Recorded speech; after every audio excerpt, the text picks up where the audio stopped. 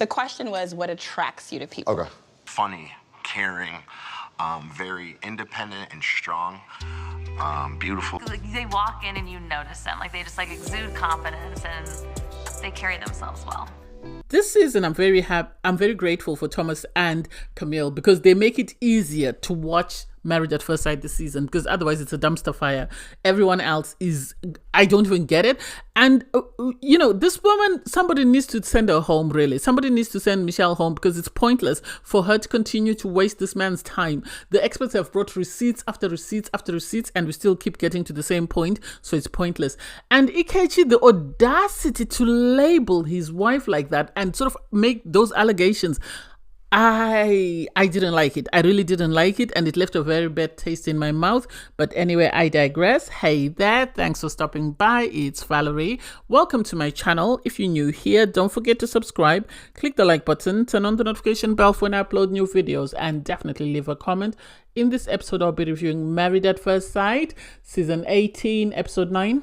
I have a question. I find it strange on Married at First Sight when somebody says, but I am trying, and it's like, you don't need to say you're trying. I will acknowledge that you're trying or you're not trying because I am the person who's in this relationship with you. Anyway, I say this to say that you have Madison come home to Allen. Allen obviously is still at home. He's upset, he's in his feelings. Madison is in her feelings. And she reveals that she's disappointed that he didn't show up to sort of support her, flag football game. And he said, well, he was in his feelings because the night before. So they had this birthday party, and then after the party, Madison still wanted them to go out and sort of socialize. So she suggested they go out to a nightclub. So they went to a nightclub. Whatever happened at the nightclub, Madison then left because she couldn't find her husband. Her husband was feeling some type of way because he couldn't find his wife. And instead of either one of them taking their mobile phone out and just calling the other person, no, they decided to get into their feelings and sort of be in a strop. So to that effect, Allen refused to get up because he was still feeling some type of way and he didn't want to be a Debbie Downer at the football match. So he stayed at home. So I'm happy that they sat down and they spoke about it and they didn't let it linger, and there wasn't any sort of passive aggression. Although you could say Allen's sort of act of rebellion could be seen as that, but at least they were able to address it and get onto a good page. You have my faves, Camille and Thomas. They've come back. And Thomas is sort of saying he's aching all over. He thinks he pulled a hamstring and a quad or something.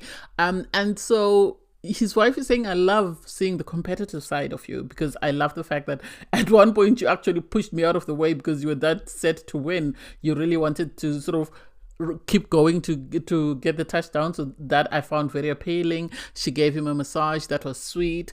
And this is the same thing that Vincent did in a season, which people were sort of criticizing him. Oh, he throws a fit, he throws a tantrum. No, the difference is Vincent wouldn't talk, whereas Thomas will always express himself or will always sort of explain why he did certain things. And so for him to sort of have the conversation with his wife and tell her that, I really like you, that's why at times I overcompensate by making unnecessary jokes or by saying things that might be seen as a bit off the cuff, but I really do like you. And she says she really does like him as well, because last week on After Party they had Stasia, and Stasia was saying to Camille, you have to look at your husband and ask yourself, what is more important? Is it important that he has the swagger that you want, or is it important that he has everything that he has? Because if he has 80% of what you want and it's only 20%, then keep it going. And Camille said, that's why I keep it going. So they did summarize the conversation they had with Camille's sister about how it is being a black person in America, and that it's not a monolith, and that male experience is totally different from female experience, let alone the different shades of people.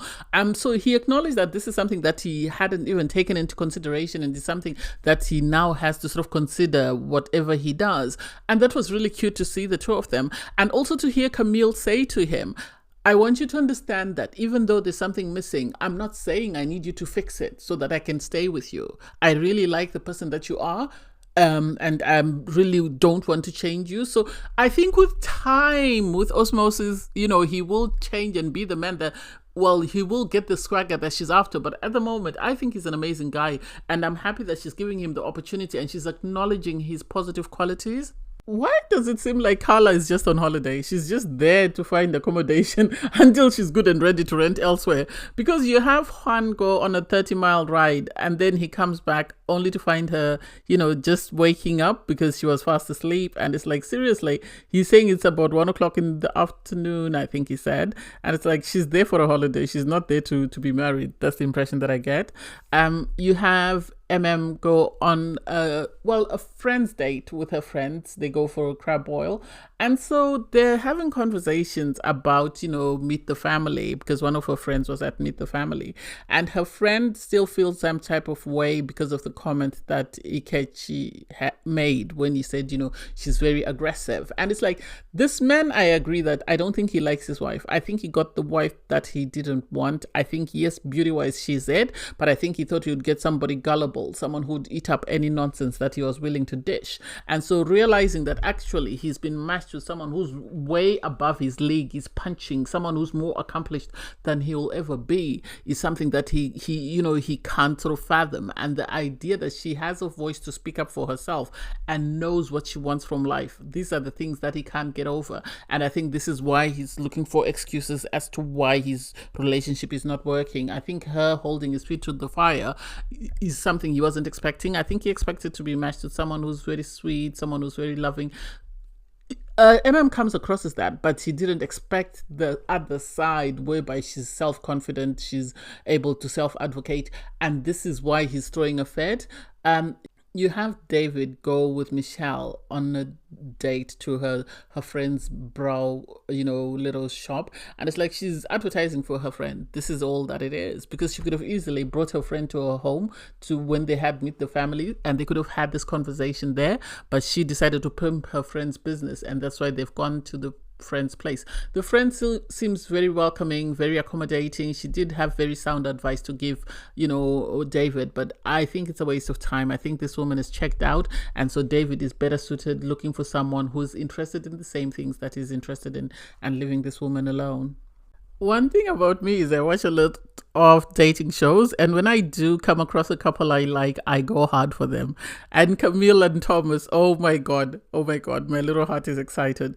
One thing about Thomas is he's going to put in effort. He really is putting in effort. You can't knock him for not trying. You can't say, oh, he hasn't been affectionate, or he hasn't paid attention to his wife, or he hasn't done this, because he's really gone out of his way to make his wife as comfortable as possible, to make his wife understand that he appreciates her. So she gave him a massage after the sports day, so he decided to arrange a massage for her. He had rose petals, more than he had in Mexico, so he had rose petals everywhere. He had, the bench, the massage bench. He had wine for her.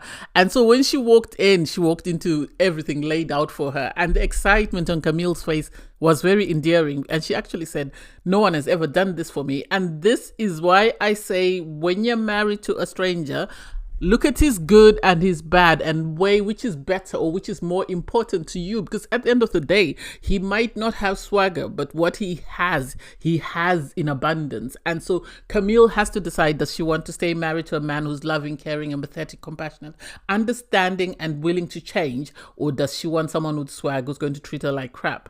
So for him to sort of give her a massage and be kissing her everywhere, oh, the little romantic in me was excited. I was excited because every woman deserves to find a man that treats her like that treats her like, a princess, even though I criticize some people for wanting. This is princess treatment. This is princess treatment, in my opinion. Not what they were talking about on Married at First Sight UK. This is princess treatment.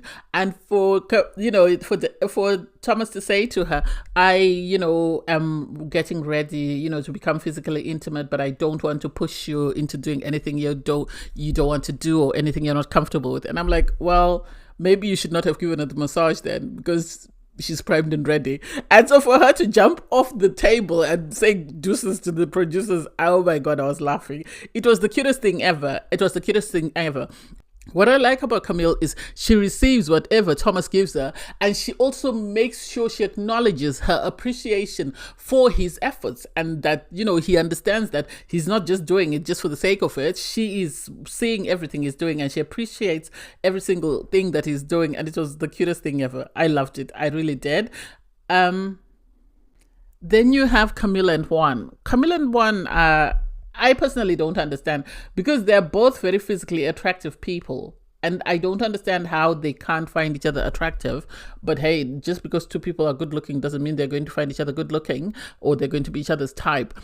So they sit down for a conversation, and you have Carla sort of saying, I want to tell you about my upbringing and to let you know why, physical affection is very important to me, and so she tells him about growing up, being from an immigrant family, the challenges that she faced, in the sense that communication wasn't one of their strongest suits. So they struggled with communication, and she didn't receive as much affection as she would have wanted growing up as a child. So things like hugs and kisses from her parents, and this is something that she craves for. And at times she finds that in a relationship, if she doesn't get this can be challenging. And it's like, are you craving it because this is how the person wants to make you feel, or are you craving it just because there's nothing else for you there? What I mean is, I feel like if this man really liked her the way he says he does, he wouldn't need to be asked. Thomas was not asked to present the massage chair or the flowers or anything. He did it because he wanted to do it. And she's right to say to Juan, I cannot force you to do anything, but you have to want to do it. And he is saying he's not ready. And so for me, it's a question of, are they not attracted to one another then? Is that it? What exactly are we missing? Because something is going on with the two of them, and we are not yet sort of aware of exactly what it is. And I wish we had a clear understanding of where they're not sort of aligning, or where there are sort of any shortcomings, and then maybe the experts would be able to help them. Okay, I'm going to sign up to be an expert on Marriage at First Sight USA. We need recommitment ceremonies. I am happy that this season we're having the experts come in more frequently, but we need a recommitment ceremony between these couples, and we need to tell them, especially the ones that are not working, we shouldn't be telling them that you need to try. We need to send them home. You have Michelle and David go and meet up with his friends for bowling, and she says she comes in wearing these old lady cowboy boots, no offense.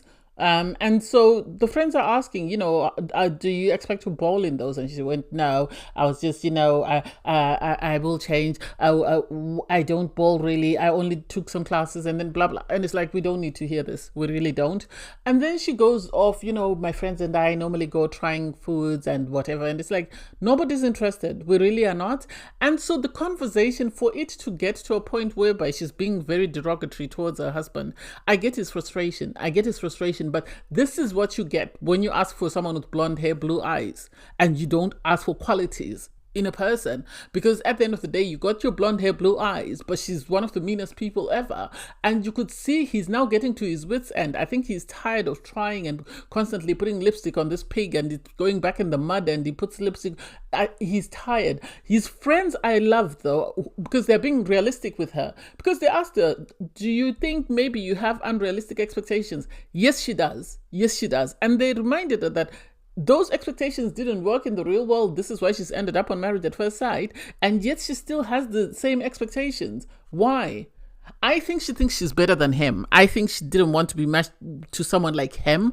I think she had an idea of who she wanted. I don't know whether she was happy to be in an interracial relationship, or whether she was open as long as he looked a certain way. And because he doesn't look the certain way, now she's in her feelings, and she's being as horrible to this poor guy as she can be, for reasons best known to her, because I don't quite get it. I don't know. You then have Madison and Allen meet up with Dr. Pia, and they are saying they're worried because, they're lacking the physical intimacy. And it's like, everyone wants to be on the same page. I think it's the producers asking them, shall we arrange for physical intimacy conversation with the doctor? And it's like, there's more things that they should be talking about. They should be talking about their communication. Yes, the incident at the club came up. And also then they spoke about, we lack the physical intimacy. I don't know. I really don't know what happened. I think she got the ick, yes, with the boxers on wedding night, because Madison really seemed to be into her husband on wedding day, and then suddenly things went left, and I don't think she's ever recovered. I somehow have a feeling that she actually fancies David more than she fancies her husband, because they work out together a lot. And if she does, then she needs to let this man know and stop wasting his time, because otherwise it's pointless for her to continue to say, we need to work on this, we need to work on that, when she knows she's going to say no on final decision day. I am keeping my fingers, my toes crossed for Camille and Thomas, because they seem to be the couple that's actually working this season. There's always that couple that seem to do amazingly well, that just click and they really work very well. And this is them. They meet with Dr. Pia. They have champagne ready for her. And it's so welcoming in their home and so comfortable that you can't help but want to stay there. So they are asked, I'm here to talk about intimacy, where are you? And Camille was ecstatic. So Thomas must have done his thing, because you can see the excitement on her face that she's happy, she's at peace, there's no complaints, there's nothing about swagger coming up. So even though he doesn't have swagger, he must know his ABCs. Anyway, so they said they have this conversation and it's very endearing, and then they get to the topic of love. And I get where Thomas is coming from. He's 40 years old. He's not going to be someone who's going to throw around the word I love you. It wouldn't make sense to me if after 2 weeks he turns around and says I love you. He's got a lot of relationship experience to know that it takes a lot to sort of fall in love with someone. And having experienced loss, it can be a bit challenging, in the sense that you always want to make sure that the people that you love know that you love them, irregardless of whatever happens, because you never know whether this is the last time you're going to see them. But also at the same time, you don't want to give them false hope. So I think this is where he was coming from, whereby he was saying, I always want to tell people that I love them. I want them to know that I love them. I want them to know how much they mean to me. But also, I don't want to throw around the word love just in case somebody leaves me. And so people can weaponize that and sort of use it against you. So I get where he's coming from. It was sweet. It was, I think, the best sort of expert visit that I've seen in a while. And then you have, MM, she's in a diary cam. She's talking about the fact that they had a fallout with Ikechi. When they went out, she asked him, how did you prepare to get married? And he kicked off. And it's like, this man was never here for marriage. This man was here for clout. This is why he applied to Married at First Sight twice. It's very rare that you get a Kwame situation. Kwame is from, for anyone who doesn't know who Kwame is from Love is Blind. Kwame applied for Married at First Sight, wasn't cast for Married at First Sight, but because Kinetic runs 3 shows, they then brought him over to Love is Blind, and he met his wife Chelsea, and there was a lot of controversy. Now he finally stuck to Chelsea, but they're happily married. They're constantly posting on Instagram and stuff, and they brought her home. And so you can see that this is one person who really wanted to get married. Maybe he was struggling to find the type of woman that he wanted, and Love is Blind was his avenue to find that woman. So that makes sense. Whereas Ikechi, I think, just wanted to be on TV. I think he wanted to be on TV so that he could pimp out his music and stuff and start his musician career. And so this is why he applied several times, because it doesn't make sense as to why he would kick off after such a small little fight. You have Dr. Pia meets up with Carla and Juan. They are still struggling. Obviously, it comes up that Juan hasn't met her parents. And it's like, why has he not met your parents? Are you waiting to make sure that this is an honest and real marriage, or are you doing it because you don't see this marriage going anywhere? I didn't get that. I think Carla can be a bit patronizing at times. I think she can be a bit sort of disrespectful, I think is the kindest word that I could use, in her way of talking to people, because you had Juan being asked, what's lacking when it comes to intimacy with your wife? What exactly are you looking for a partner? How do you feel about, not meeting your in-laws? And for her to sort of cut him off, even Dr. Pia had to ask her, like, what's that? Where did that come from? Why did you have to say it like that? And I think this is one of the reasons why this man is not attracted to her, because I think he sees a lot of people that he's grown up with in her and her attitude. So I don't know how they're going to work around that. Oh my God, Camille and Thomas. So Camille has decided to use her Black Wife Effect card on Thomas. She takes him jewelry shopping, and then she has, they have him try on this very expensive necklace. And then from there, he tries a bracelet and he's starting to feel himself. And then eventually they get him to sort of get earrings, because he's got his ears pierced. And he had initially said to his wife that, you might have to borrow me some of your earrings. So she decided to go and get him, a pair of his own. That was the cutest thing ever. And so to see him sort of, appreciate that and really be excited, it was the cutest thing ever. Camille and Thomas, for me, are really sweet. And I really love them for one another because of how they sort of have appear to have found their person and appear to be very happy with the person that they found. So that I really liked. So they went jewelry shopping, they shared a little kiss, and I think the producers are actually always very excited to go and see them. So from there you have Dr. Pia meet up with Emem and Ikechi. Emem was saying, she needed an expert to be around in order for them to meet up. And now I understand why. Because she meets up with Dr. Pia and Dr. Pia is asking, why am I here? What's going on? And surprisingly, they met in a neutral environment. Now I understand why. And I really empathize. It's not that I don't believe Ikechi, but I empathize with Emem. She's a healthcare professional, and what this man is doing could really tarnish her reputation as a healthcare provider. As someone who has her own practices, for him to be behaving the way he behaved, I am side-eyeing him. I really am side-eyeing him, because if he really was that afraid, he should never even have attended this meeting. He should have asked to see the experts in private, and he should have sort of had this conversation. Yes, he can have it on camera, but for me, I felt some type of way because he was trying to be passive-aggressive, and then Dr. Pia had to call him out and said, what is the problem? He said, well, it's something sexual. I don't want to discuss it because of Emem.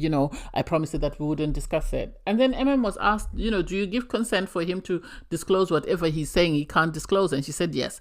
And for him to say, he gave more or less the impression that she was trying to sort of,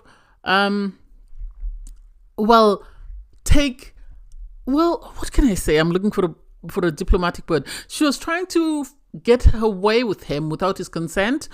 She wasn't acknowledging the fact that he had said no. Apparently, he's from the South. So in the South, they try not to be physically intimate until they know the other person. So the fact that Emem kept trying and making moves on him, regardless of him saying no. And it's like, what are you saying? Say what you're saying properly so that we can all understand you. And so for him to make it seem like she's about to SA him, I didn't like that. And in the end, Emem had to say, actually, it's mixed signals, because on the honeymoon, apparently he sort of initiated physical intimacy, and then now he doesn't want to. I feel like he doesn't want to because of the fact that her cousin and friend called him out. And because they called him out, and they said he might not have come onto the show for the right reasons, he has decided to go below the belt. In my opinion, because this fight apparently started in a restaurant. It didn't start in their home. Had it started in their home, then I would say maybe. But for him to say that, I keep saying no, and she keeps coming for me, and for him to leave a chair in between the two of them as though he's afraid of her, I didn't like that. I really didn't like that. And it's not a good look at all for Emem. You could see she was speechless. She didn't know what to do. She really didn't know what to do, because this man made it seem like she was about to SA him, and so he had to call out for help, and now he's afraid to sit next to her because of that. And if she's that bad, why is he agreeing to sort of trying to make things work, is my question. Why not call it quits? Why not say, I'm sorry, but I will not be in the same room with this woman. I will not share the same bed with this woman, because I am afraid that she's going to SA me and then she's going to blame it on me. That's what I would do. So I'm here for everybody taking down Michelle a couple of notches, because at the end of the day, she thinks she's the bee's knees. She thinks she's it. She thinks she's the golden prize, in my opinion, because she asked to meet up with Dr. Pia on her own. I think, meeting David's friends humbled her. So she wanted to get someone on her side to try and give herself a good edit. So she's sitting there and she's complaining, I came from humble beginnings, so I don't want someone who's very sheltered, because I never want to see myself back there. And Dr. Pia had to ask her, who says that's where you're going to stay? Who says you're not going to move or make any changes with your life? What makes you believe that this man is not willing to progress? This man is not willing to do better for himself? I get furious with this girl because she worked in a bar. He owned a bar. And so for her to think she's better than him because she's got a job, I wonder what she does for a living. I really wonder. The fact that she has the audacity to look down on this man and make it seem like he's mooching off his parents. He's not. His friend has told you could easily go and buy a home, but he just doesn't want to buy a home for the sake of it. He wants to buy a home with the person that he settles down with. If you don't love this man, tell him. And I like that Dr. Pia held her feet to the fire and told us, I'm sorry, I'm not on board with your excuses. They don't make sense. So now it's sort of like 3 different groups of people who have told her off. She had this friend who came to meet the family. He told her off and he said, you are renting, I own a home. At the end of the day, my mortgage is less than what you're paying in rent. And you could see she was embarrassed. She met his friends and his friend said, this is one of the nicest guys you could ever meet. And it's your loss if you cannot recognize that. Then she comes to Dr. Pierre. Dr. Pierre told her, no, this man has made a lot of changes in his life to try and accommodate you. If you cannot see that, then that says more about you than it says about him. And I'm happy that everyone has told her that and has put her back in a position, because at the end of the day, she thought she was the prize. And the fact that everyone is showing her and telling her that you're actually not the prize is something I live for and something I love. You then have Madison and Allen. They were given a game to play by Dr. Pierre. I loved it. I really did love it because it was very thought-provoking because of how challenging it was. At times you got so relaxed and so ingrained in the game that you wouldn't pay attention to what you were doing, which I think was the goal behind her giving them this game. I've seen it played, but I don't know what the name of it is. So the fact that they were both willing to do it, even though it made them look silly, and they were willing to answer questions about intimacy, was amazing. I really loved that, and I thought it was a very good idea, and I'm happy that even Madison herself was on board with it. Madison, as much as she's got the ick, she still seems to be wanting to put in the effort to see if she can make her marriage work, which is all you can ever ask for someone on Marriage at First Sight. After last season, I start to side-eye these participants anytime they come up with something that looks like it's been staged. I start to side-eye them because last season we were played for fools. Anyway, you have Carla meet up with her husband. Obviously, Juan is cooking dinner. She says she's not in the mood to eat and then eventually agrees to have the vegetables. And then they get into this conversation about, their childhood, how they grew up, how they started their businesses. For Juan to start talking about, the cartels and stuff, I don't know who sort of gave him a signal to move away from that. And then he spoke about his parents moving to America and then them moving again, to the South. And so it was interesting to hear the conversation because Carla also spoke about her cosmetology career and how she started that and how she's looking forward to starting her own business. And it's like, are these people here to get married or are they here for a business proposal? Which is it? Yes, Juan said you would be open to helping her start her business. He would be happy to give her his marketing team and everything because she looks like she's driven about this. And it's like, yeah, but I would rather you people spoke about your marriage. I understand this is a conversation you can have about your business and stuff, but I would rather you focus on your marriage because that's what we are here for. We're here to hear about you marrying a stranger and how you sort of navigate that, not to hear business proposals and how you hope to suddenly have your own brick and mortar building. That's just my opinion. You have Emem. She's got a client that comes around to see her because I didn't know that she sort of, when she said she was a nurse practitioner, I thought she was a nurse practitioner as in a diagnostician, someone who will see patients who have medical conditions and will diagnose and, sort of prescribe. And yet it seems she's more into cosmetic surgery. That's what it seems, because she had someone come for Botox, and so she did a bit of work on the person and said, this is my friend. And Ikechi came to see her. And so I don't know whether this is now neutral ground for them. What does it mean? Why is he sort of coming to her business instead of them going to her home? Yes, it's good that she's advertising her business, but I don't know how good it is given the fact that he's just outed her as though she tried to essay him. So I'm a bit sort of struggling in that concept as to how did we get to him coming to her business when he was complaining to Dr. Pierre that, it sounds like she tried to essay him. And so which is it? Are you afraid for your life because she tried to essay you, or are you there because you're trying to make amends because she's pissed that you tried to sort of put her on blast? And for him to say, I wasn't trying to put you on blast, I was just trying to sort of express my concerns. And it's like, nah, you were trying to put her on blast. You're trying to sort of ruin her for reasons best known to you, because it doesn't make sense why you would have said that. That is not necessary, really. That's not necessary. So I don't know. They say they're going to try and make their marriage work. I think they need to check out. Sadly, Emem was settled with someone who wasn't ready to get married, someone who wanted to be on TV but wasn't ready to get married. And so she's in this position whereby she really wanted a husband, and she's married to someone who doesn't want a wife but just wants the clout that comes with being on MAFS. So Dr. Pia comes back for another visit because she's already sat down with this woman, and this woman has lied to her face. She sat down with Michelle. So she comes back for a second round and she brings her tablet with her. And so she shows them videos of what they asked for as a partner. And I love this. I love when they bring the receipts, because it's important that people not get away with saying this is not my type or this is not what I asked for. She got the person she asked for, but then she's turning around and saying, oh, but it's not it. And so for her to say, oh, I'm going to get annoyed, I'm going to get annoyed. Why? Because you've been lying to everyone, and this is the second time you've been called out on what you asked for. This is the second time they've had to bring the receipts for you, and now you want to throw a tantrum. Make it make sense. I feel like Dr. Pio was right to say, are you not attracted to him? Is that it? Is there something else? What is it? And she couldn't say it. I think he's not the race she wanted. I'm going to say it.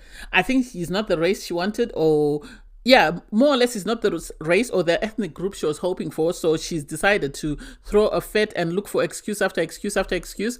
And sadly, her excuses are falling on deaf ears, because every time she says something, the experts come back with proof that you said you would accept this. She was asked, would you take someone who lives at home with his parents? She said yes. Now she's trying to say that, oh no, I don't want someone who's very simple. So what does she want? Does she want an Alan? No, Alan won't have her, because she's too much for Alan. Let's be honest. Yes, Alan is as accomplished or even more accomplished than her. She makes it seem like she's a, she's a CEO of this multi-corporation, multi-international. I don't know what to say, but you know what I mean? Like, she makes it seem like she's Jeff Bezos, and we all know she's not. We all know she's not, because otherwise she'd be on Millionaire Matchmaker. We should be a Millionaire Matchmaker, but she's on MAFS because at the end of the day, this is where she belongs, and she needs to humble herself, or she needs to go back to the drawing board and go back to Tinder or whatever app she was using to look for a partner, because this is not it. So for Dr. Pia to ask, David, you need to leave the room for a bit so we can talk, and corner her, and she still can't say why. I don't get it, because I think she had an idea of the person she wanted to marry, and she hoped that MAFS would give her that person, because in the real world she couldn't find it.